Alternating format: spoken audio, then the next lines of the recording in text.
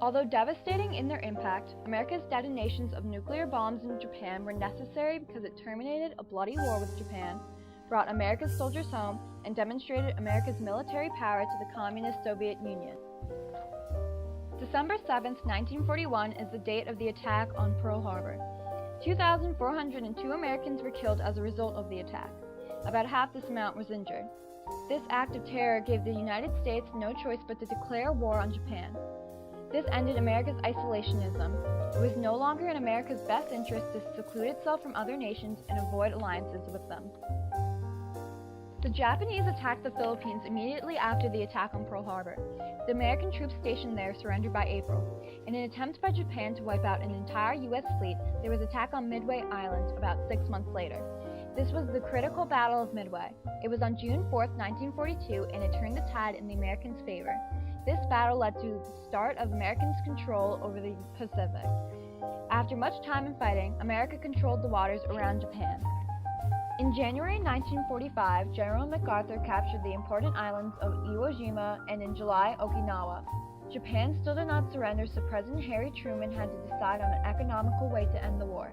Attacking Japan's main 4 islands would be costly in both money and lives. The American people were ready for the war to be over. Having spent more than $2 billion developing the atomic bombs, President Truman saw the use of the bombs as a way to decisively end the war. Despite an ultimatum from the U.S. on July 26, Japan refused to surrender. The detonations of the nuclear bombs in Hiroshima and Nagasaki ended the carnage of World War II with Japan.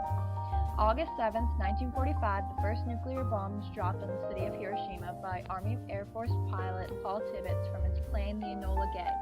66,000 people were instantly killed.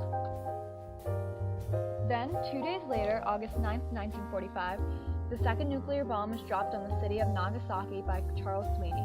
This killed about 39,000 people. Deaths from radiation continued years to come. These bombs had their desired effect. The Japanese government surrendered to the United States on August 14th, bringing World War II to a close. Japan was then under U.S. occupation. Between 40 million and 50 million people had lost their lives because of the war waging between Japan and the United States. The surrender of Japan, caused by the atomic bombs, stopped the carnage of the war, and the American soldiers were therefore brought home. One of these returning veterans was my grandfather, Albertson Eckert. He celebrated in New York with my grandmother when he returned. He personally believed that Japan was not going to surrender until the very last man because of the kamikaze pilot incidents that were occurring. Truman knew the Soviet Union would use their weapon power to intimidate the U.S. The United States, by using the nuclear bombs, beat them to it. The nuclear bombs intimidated the USSR from crossing America's path for a period of time until they developed nuclear weapons as well. In addition, the use of nuclear weapons discouraged the Soviet Union from advancing further into Asia. The nuclear bombs created the view that the United States was a superpower. This discouraged action from the communist Soviet Union. With the power of the nuclear bombs under America's belt, America was thought of as a very powerful nation that others did not want to go up against. This prevented fighting with almost all other powerful countries.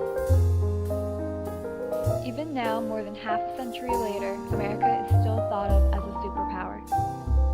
In conclusion, the detonation of nuclear bombs in Japan saved many American lives, ended World War II, and made America a superpower.